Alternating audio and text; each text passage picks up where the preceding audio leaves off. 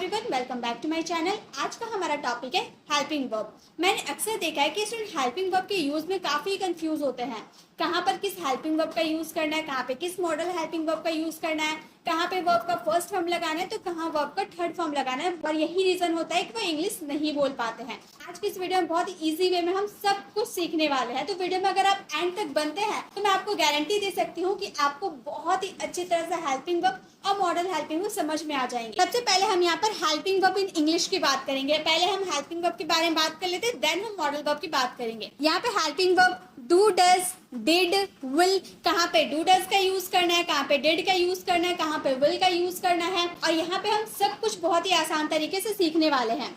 Is am are कहाँ use होता है, वॉज वर कहाँ यूज होता है, विल भी कहाँ यूज होता है। तो एक बात आप ध्यान दीजिएगा, डू डज हमारा प्रेजेंट के लिए यूज होता है, डिड हमारा पास्ट के लिए यूज होता है, विल हमारा फ्यूचर के लिए यूज होता है। जैसे कि आप ऐसे सेंटेंस बोलते हो ना, क्या आप बोलते हो, क्या आप बोलते हो, तो इसके लिए हम क्या इंग्लिश बनाएंगे, डू यू स्पीक। क्या आप बोलते हो, डू यू स्पीक। अगर हम यही चीज को अगर पास्ट में बोले कि क्या आपने बोला, क्या आपने बोला, डू की जगह हम क्या यूज करेंगे, डिड का यूज करेंगे। डिड यू स्पीक, क्या आपने बोला। अगर हम फ्यूचर की बात करेंगे, क्या आप बोलोगे, तो हम डिड की जगह क्या यूज कर देंगे, विल का यूज कर देंगे, विल यू स्पीक। तो इस तरह से कोई भी सेंटेंसेस को फ्रेम किया जाता है। अगर आप प्रेजेंट की बात करते हैं तो क्या आप बोलते हो तो हम बोलेंगे डू यू स्पीक। अगर हम पास्ट में बात बोलेंगे कि क्या आपने बोला तो डिड यू स्पीक बोलेंगे। अगर फ्यूचर में क्या आप बोलोगे तो हम बोलेंगे विल यू स्पीक। तो इस तरह से कोई भी सेंटेंसेस को फ्रेम किया जाता है। तो चलिए पहले हम प्रेजेंट सिंपल की बात कर लेते हैं। प्रेजेंट सिंपल की अगर हम बात करें, तीन होते हैं प्रेजेंट के लिए। हम डू, डज का यूज करते हैं, देन हमारा होता है सब्जेक्ट, देन हम V1 यूज करते हैं, देन हमारा होता है ऑब्जेक्ट। ये हमारा डू डज हम लगाते हैं, एक तो नेगेटिव सेंटेंस के लिए लगाते हैं, एक हम लगाते हैं इंट्रोगेटिव सेंटेंस के लिए। ये दो सेंटेंसेस के लिए हम डू और डज का यूज करते हैं। बट अगर हम इसके अफर्मेटिव सेंटेंस की बात करें तो यहाँ पे हम सबसे पहले सब्जेक्ट लगाएंगे, देन हमें लगाना होगा V1 या फिर V5। V1 भी लगा सकते हैं या V5 लगाते हैं। कहाँ पर V1 लगाया जाता है, कहाँ पर V5 लगाया जाता है, वो भी मैं बताने वाली हूँ। देन आपको लगाना होता है ऑब्जेक्ट। ये हमारा रूल होता है अफर्मेटिव सेंटेंसेस के लिए। जब आप पॉजिटिव सेंटेंस आप बोलते हो, ये हमारा पॉजिटिव सेंटेंस हो गया, उसके लिए हम इस स्ट्रक्चर को फॉलो करेंगे प्रेजेंट इंडेफिनिट में। लेकिन जब हम नेगेटिव सेंटेंस बनाएंगे तो यहाँ पे हम डू डज का यूज करेंगे एज अ हेल्पिंग वर्ब, और जब हम इंट्रोगेटिव सेंटेंस बनाएंगे तो भी हम डू डज का यूज करेंगे एज अ हेल्पिंग वर्ब। अगर हम past indefinite, past simple, past indefinite बोलो या पास्ट सिंपल बोलो, बात एक ही है। अगर हम पास्ट सिंपल की बात करें तो वहां पे हमें सबसे पहले लगाना होगा डिड। नेगेटिव और इंट्रोगेटिव सेंटेंस के लिए हेल्पिंग वर्ब डिड का यूज करना होगा। डिड लगाएंगे, देन हमें सब्जेक्ट लगाना होगा, देन V1, देन ऑब्जेक्ट। ये हमारा नेगेटिव या फिर इंट्रोगेटिव का स्ट्रक्चर है। और अगर पॉजिटिव का स्ट्रक्चर हम बनाए तो सबसे पहले सब्जेक्ट, देन हमारा V2, देन ऑब्जेक्ट। ये हमारा सिंपल पॉजिटिव सेंटेंस का स्ट्रक्चर होता है पास्ट सिंपल का। अगर हम फ्यूचर की बात करें तो फ्यूचर का सिंपल होगा, सबसे पहले आपको विल लगाना होगा, देन आप सब्जेक्ट लगाइएगा, देन V1, देन ऑब्जेक्ट। अगर अफर्मेटिव सेंटेंस की बात करें तो सबसे पहले आपको सब्जेक्ट, देन विल, देन हमारा V1, देन ऑब्जेक्ट। यहाँ पे आप एक चीज नोटिस कर रहे होंगे, पॉजिटिव सेंटेंस में डू डज का यूज नहीं होता है, सिर्फ नेगेटिव और इंट्रोगेटिव सेंटेंस में डू डज का यूज होता है। पास्ट सिंपल में यहाँ पर as a helping verb did का यूज हुआ है। नेगेटिव और इंट्रोगेटिव सेंटेंस में, पॉजिटिव सेंटेंस में नहीं होता। पॉजिटिव सेंटेंस में वर्ब का सेकेंड फॉर्म यहाँ पर यूज हुआ है, और जब हम इसे नेगेटिव या इंट्रोगेटिव सेंटेंस बनाएंगे तो वर्ब का फर्स्ट फॉर्म ही यूज होगा। और यहाँ पे हमारा सिंपल, ये हमारा एकदम सिंपल होता है। विल जो हम सब्जेक्ट के पहले यूज करते हैं वो सब्जेक्ट के बाद होता है। इसी स्ट्रक्चर को फॉलो करते हैं कोई भी सेंटेंस को बनाते हैं। जैसे कि अगर हम बोले, पहले हम पॉजिटिव सेंटेंस बोलते हैं, आप सुनते हो, पॉजिटिव सेंटेंस क्या हो जाएगा, आप सुनते हो, पॉजिटिव सेंटेंस होगा यू लिसन। यहाँ पर यू लिसन हो जाएगा, ये हमारा क्या है, पॉजिटिव सेंटेंस है। यू लिसन, आप सुनते हो। अगर हम इसके पास्ट सिंपल की बात करें, यू लिसन हो जाएगा V2, ये हमारा हो जाएगा यू लिसन, आपने सुना। अगर हम फ्यूचर की बात करेंगे, आप सुनोगे, तो हम बोलेंगे you will listen, you will listen, आप सुनोगे। ये हमारा क्या है, ये हमारा पॉजिटिव सेंटेंस है। अगर हम इसी का नेगेटिव सेंटेंस बनाएंगे, अगर आपको बोलना हो आप नहीं सुनते हो, तो हम बोलेंगे यू, और यू के साथ लगता है do. You do not, do के बाद आपको नॉट का यूज करना है, यू डू नॉट लिसन, आप नहीं सुनते हो, यू डू नॉट लिसन। अगर पास्ट सिंपल की बात करेंगे तो यहाँ पे डू की जगह आपको डिड का यूज कर देना है, और फ्यूचर की बात करेंगे तो यहाँ पे आपको विल का यूज कर देना है। बाकी आपका सेंटेंस इसी तरह से रहेगा। ये आपको समझ में आ गया, पॉजिटिव ऐसे बनाना है और नेगेटिव ऐसे बनाना है। जब आप इसके इंट्रोगेटिव सेंटेंस आप बनाने जाते हो तो सबसे पहले जो आप यहाँ पर हेल्पिंग वर्ब यूज किए हो, ये हेल्पिंग वर्ब यहाँ हो जाएगा, देन हमारा सब्जेक्ट होगा, देन हमारा वर्ब का फर्स्ट फॉर्म लगेगा। क्या आप सुनते हो, डू यू लिसन, क्या आपने सुना, तो यहाँ पे क्या आपने सुना के लिए हम डिड का यूज कर देंगे, डिड यू लिसन। क्या आप सुनोगे, विल यू लिसन। इस तरह से हमारा प्रेजेंट सिंपल, पास्ट सिंपल और फ्यूचर सिंपल का सेंटेंस बनता है। अब बात ये आती है कि कहाँ पे हम किस सब्जेक्ट के साथ वर्ब का फर्स्ट फॉर्म लगाते हैं, किस सब्जेक्ट के साथ वर्ब का फिफ्थ फॉर्म लगाते हैं, तो वो भी पहचानने का बहुत ही इजी रूल होता है। तो आप यहाँ पर ध्यान दीजिए, यहाँ हम सिंगुलर सब्जेक्ट की बात करेंगे और यहाँ हम प्लूरल सब्जेक्ट की बात करेंगे। सिंगुलर सब्जेक्ट की बात करें तो हमारा सिंगुलर सब्जेक्ट होता है ही, सी, इट, या फिर किसी एक पर्सन का नाम। अगर अदर सब्जेक्ट की बात करें तो आई, वी, यू, दे, या फिर अगर कोई सा भी प्लूरल नाउन हो, दो व्यक्ति हो, कोई सा भी हो उसके साथ, तो आपको अब ये जानना है कि किसके साथ वर्ब का फर्स्ट फॉर्म लगाना है, किसके साथ वर्ब का फिफ्थ फॉर्म लगाना है। तो यहाँ पे आपको जितने भी दिख रहे हैं प्लूरल सब्जेक्ट, इसमें आपको वर्ब का फर्स्ट फॉर्म लगाना है, और थर्ड पर्सन सिंगुलर के साथ आपको हमेशा वर्ब का फिफ्थ फॉर्म लगाना है। अब डू और डज किस में यूज करना है, तो आप थर्ड पर्सन सिंगुलर के साथ डज का यूज करेंगे, और बाकी जो ऑब्जेक्ट सब्जेक्ट बच जाता है आपका, उसके साथ आपको डू का यूज करना है। ठीक है, आपको थर्ड पर्सन सिंगुलर के साथ डज यूज करना है, बाकी जो सब्जेक्ट बच जाता है उसके साथ आपको डू का यूज करना है। तो हम प्रेजेंट सिंपल की बात कर लिए, ये हमारा स्ट्रक्चर कंप्लीट हो गया। हम डू, डज और विल की बात कर लिए। अब हम बात करेंगे इज, एम, आर, वॉज, वर और विल बी। अब पहले ये भी बता दूं इसके साथ कौन से वर्ब का फॉर्म लगता है।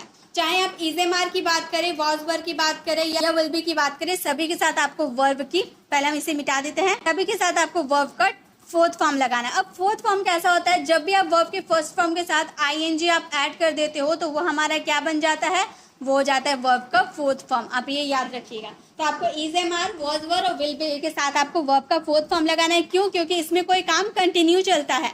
जैसे कि आप ऐसे सेंटेंस बोलते होंगे ना, वह जा रहा है, वह जा रहा है, तो हम क्या बोलेंगे, ही इज गोइंग। वह जा रहा है, ही इज गोइंग। अब इसी तरह से मैं जा रहा हूं तो हम बोलेंगे आई एम गोइंग। मैं जा रहा हूं, आई एम गोइंग। वे जा रहे हैं, वे यानी कि दे आर गोइंग। वे जा रहे, दे आर गोइंग। तो ये प्रेजेंट में इज लगता है हमारा थर्ड पर्सन सिंगुलर, जो मैंने आपको बताया था ना, इस थर्ड पर्सन सिंगुलर के साथ आपको इज का यूज करना है। बाकी जो आपका सब्जेक्ट वी, यू और दे बच जाता है, इसके साथ आपको आर का यूज करना है, इसके साथ आपको हमेशा एम का यूज करना है। ठीक है, ये समझ में आ गया। तो यहाँ पे हम लोगों ने ही के साथ क्या यूज किया, इज, आई के साथ एम, दे के साथ आर। तो वह जा रहा है, ही इज गोइंग। मैं जा रहा हूँ, आई एम गोइंग। वे जा रहे हैं, दे आर गोइंग। ऐसे हम बोले वह पढ़ रही है तो हम बोलेंगे सी इज स्टडिंग। मैं पढ़ रहा हूँ, आई एम स्टडिंग। हम पढ़ रहे हैं, वी आर स्टडिंग। तो इस तरह से हम इज, एम, आर का यूज करें। ये समझ में आ गया। अब हम देखते हैं वॉज, वर। वॉज वर लगता है किसके साथ, थर्ड पर्सन जो आपका सिंगुलर रहता है उसके साथ आप वॉज लगाएंगे, बाकी के साथ आपको वर लगाना है। और ये जो आई जो आपका रहता है उसके साथ भी आपको वॉज का यूज करना होता है। ठीक है, जैसे कि अगर हम सेंटेंस बोलते हैं, तुम बोल रहे थे, तुम बोल रहे थे, तो हम बोलेंगे you were speaking. You were speaking, तुम बोल रहे थे, यू वर स्पीकिंग। अगर हम बोले मैं बोल रही थी तो हम बोलेंगे I was speaking. I was speaking, मैं बोल रही थी। या फिर वह पढ़ रही थी, सी वॉज स्टडिंग। वह पढ़ रही थी, सी वॉज स्टडिंग। तो इस तरह से हम प्रेजेंट कॉन्टिन्यूअस वाले सेंटेंस को बनाते हैं। ठीक है, अब हमारा ये भी हो गया कंप्लीट। अब हम देखेंगे विल बी का यूज। विल बी किसके साथ लगता है, विल बी हमारा लगता है जब आप फ्यूचर कॉन्टिन्यूअस वाले सेंटेंस बोलते हैं ना, वह जा रहा होगा, वह खा रहा होगा, वह देख रहा होगा, ऐसे वाले सेंटेंसेस के लिए आपको विल बी का यूज करना होगा। जैसे कि अगर हम कोई सेंटेंस बोलते हैं, वह जा रहा होगा, वह जा रहा होगा। अब आप एक बात हमेशा याद रखिएगा, विल बी का यूज आप ऑल सब्जेक्ट के साथ कर सकते हैं। विल बी का यूज आप ऑल सब्जेक्ट के साथ करेंगे तो हम बोले वह जा रहा होगा, तो हम बोलेंगे he will be going. he will be going, वह जा रहा होगा। इसी तरह से तुम जा रहे होगे, you will be going, वह पढ़ रहा होगा, he will be studying। इस तरह से हम will be का यूज करते हैं। तो हमारा दो कॉन्सेप्ट क्लियर हो गया। इंडेफिनिट वाले हेल्पिंग वर्ब का यूज हम लोगों ने देख लिया, कॉन्टिन्यूअस वाले हेल्पिंग वर्ब का यूज हम लोगों ने देख लिया। अब हम आते हैं परफेक्ट टेंस वाले helping verb, has, have, had, will have. Has have का यूज हम प्रेजेंट में करते हैं, हैड का यूज हम पास्ट में करेंगे और विल हैव का यूज हम फ्यूचर में करेंगे। जैसे आप प्रेजेंट में ऐसे सेंटेंस बोलते होंगे ना, तुम खेल चुके होगे, हम पढ़ चुके हैं, वो जा चुके हैं, ऐसे वाले सेंटेंस। जैसे तुम खेल चुके हो, कोई काम कंप्लीट हो चुका होता है तो हम उसमें हैज हैव का यूज करते हैं प्रेजेंट के लिए। तो तुम खेल चुके हो, हम बोलेंगे यू के साथ हमेशा हैव लगता है, यू हैव, वर्ब का थर्ड फॉर्म प्लेड। जब आप परफेक्ट की बात करते हैं तो परफेक्ट में हमेशा आपको तीनों के साथ, प्रेजेंट, पास्ट और फ्यूचर, तीनों के साथ वर्ब का थर्ड फॉर्म ही यूज करना होता है। तो हम बोलेंगे तुम खेल चुके थे, यू हैव प्लेड। अगर हम थर्ड पर्सन सिंगुलर की बात करें, वह खेल चुका था, तो ही हैज, ही के साथ हैज यूज करेंगे, ही हैज प्लेड। तो आप याद रखिएगा थर्ड पर्सन सिंगुलर के साथ हैज और बाकी जो सब्जेक्ट बच जाता है उसके साथ हैव, ठीक है। पास्ट में, प्रेजेंट में तो हम हैज और हैव का यूज देख लिए। अब पास्ट में हम हैड का यूज कैसे करते हैं वो भी देख लेते हैं। तो पास्ट में आप ऐसे सेंटेंस बोलते होंगे ना, तुम पूछ चुके थे, वह देख चुका था, तुम कर चुके थे, मतलब कोई काम पास्ट में आप कर चुके थे। जैसे कि अगर हम बोले वो देख चुके थे, वे देख चुके थे, तो हम बोलेंगे दे हैड सीन। हैड का यूज आप सभी सब्जेक्ट के साथ करेंगे, सी का third form seen. They had seen, वे देख चुके थे। वैसे ही हम देख चुके थे, वी हैड सीन। हम खेल चुके थे, वी हैड प्लेड। इस तरह से आप सेंटेंस को बना सकते हैं। तो ये हैड का यूज भी काफी इजी था, समझ में आ गया। और विल हैव का यूज हम फ्यूचर परफेक्ट में करते हैं। वह जा चुका होगा, वह खेल चुका होगा, वह देख चुका होगा, ऐसे वाले सेंटेंस, कोई काम कंप्लीट हो चुका होगा।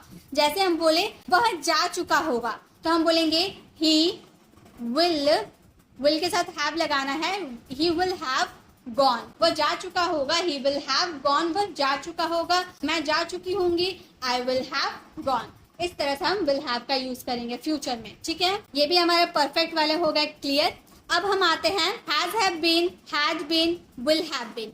इसका यूज हम करते हैं प्रेजेंट परफेक्ट कॉन्टिन्यूअस वाले में। इसका यूज करते हैं ना प्रेजेंट परफेक्ट कॉन्टिन्यूअस वाले में, कोई काम किसी समय से चल रहा है, ऐसे वाले सेंटेंस में हम हैज हैव बीन का यूज करेंगे। जैसे कि अगर हम बोले मैं 2 घंटे से पढ़ा रही हूँ, तो हम क्या इसका बनाएंगे, मैं 2 घंटे से पढ़ा रही हूँ। मैं 2 घंटे से पढ़ा रही हूँ, I have been teaching for 2 hours। 2 hours 4 क्यों लगाए, क्योंकि हम यहाँ पर टाइम ड्यूरेशन की बात करें, इसलिए यहाँ पर हम 4 का यूज किए। मैं 2 घंटे से पढ़ा रही हूँ, ये प्रेजेंट में हो गया। अगर हम पास्ट में बात करें, मैं 2 घंटे से पढ़ा रही थी, तो हम बोलेंगे आई हैड बीन। यहाँ पर हैव की जगह हम हैड का यूज कर देंगे, क्योंकि हम पास्ट में बात करें कि मैं पढ़ा रही थी, मैं 2 घंटे से पढ़ा रही थी। I had been teaching for 2 hours। मैं 2 घंटे से पढ़ा रही होंगी फ्यूचर में, तो हम बोलेंगे I will have been teaching for 2 hours। तो इस तरह से हम यूज कर सकते हैं। अगर यहाँ पर 2 hours की जगह मॉर्निंग का यूज करते, तो हम बोलते मैं सुबह से पढ़ा रही थी, I have been teaching since morning. यहाँ पर हम लिखते सिंस मॉर्निंग, हम बता दिए ना कि सुबह से, फिक्स टाइम बता दिए, पॉइंट ऑफ टाइम की बात कर दी, इसीलिए यहाँ पर हम सिंस का यूज करते हैं, ठीक है।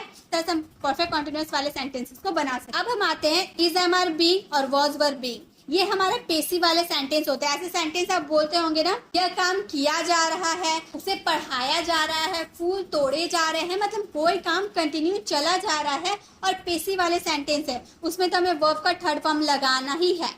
तो इसका सेंटेंस कैसे बनेगा वो हम बना के देखते हैं। जैसे कि अगर हम बोले यह काम किया जा रहा है, तो हम बोलेंगे गाइस अगर आपको वीडियो अच्छी लग रही है तो प्लीज वीडियो को लाइक करो, इसे ज्यादा से ज्यादा लोगों को शेयर भी करें, ताकि हेल्पिंग वर्ब का यूज करना सीख पाए। और अगर आप हमारे चैनल पर नए हैं और अभी तक हमारे चैनल को सब्सक्राइब नहीं किया तो सब्सक्राइब का बेल आइकन जरूर क्लिक कीजिएगा, ताकि आने वाली वीडियोज की नोटिफिकेशन भी आपको मिलती रहेगी। हम यहाँ पर हम बात कर रहे हैं पेसिव वाले सेंटेंस। पेसिव वाले सेंटेंस ऐसे सेंटेंस होते हैं ना, जैसे कि हम अगर बोले यह काम किया जा रहा है, तो this work is being done. यहाँ पर इज का यूज किए, इज बीइंग का यूज किए और वर्ब का थर्ड फॉर्म का यूज किए। इज बीइंग वर्ब का थर्ड फॉर्म, यह काम किया जा रहा है। अगर हम पास्ट में बोले यह काम किया जा रहा था, तो इस की जगह हम क्या यूज करेंगे, वॉज का यूज करेंगे। This work was being done.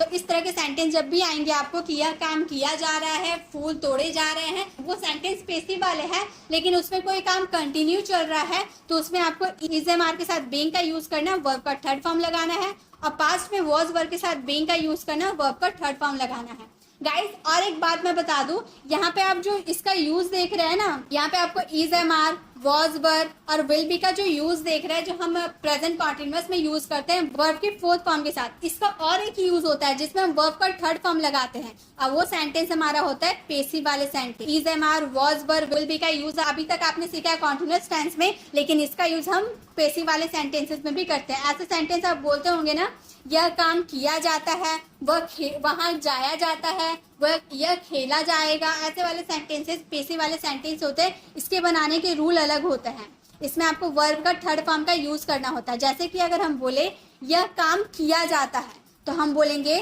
This work is done, this work is done. यहाँ पर इसका यूज किए वर्ब के साथ और वर्ब का थर्ड फॉर्म लगाए, ये हमारा है पेसिव वाले सेंटेंस। यह काम किया जाता है, दिस वर्क इज डन।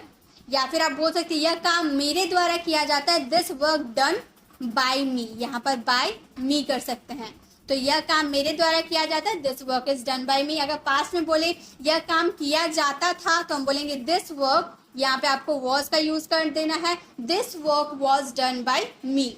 यह काम किया जाएगा मेरे द्वारा, दिस वर्क विल बी, यहाँ पर क्या लगा देंगे, विल बी, फ्यूचर की बात करेंगे तो विल बी यूज हो जाएगा, this work will be done by me. यह काम किया जाएगा, this work will be done. इस तरह से आप पेसिव में भी इसका यूज कर सकते हैं। आई होप आपको हेल्पिंग वर्ब का यूज किसी भी सेंटेंस में कैसे किया जाता है वो आपको अच्छे से समझ में आ गए होंगे। अब हम बात करते हैं मॉडल हेल्पिंग वर्ब। तो अब यहाँ पे हमारा है मॉडल हेल्पिंग वर्ब, जो हम अब मॉडल हेल्पिंग वर्ब को सीखने वाले हैं।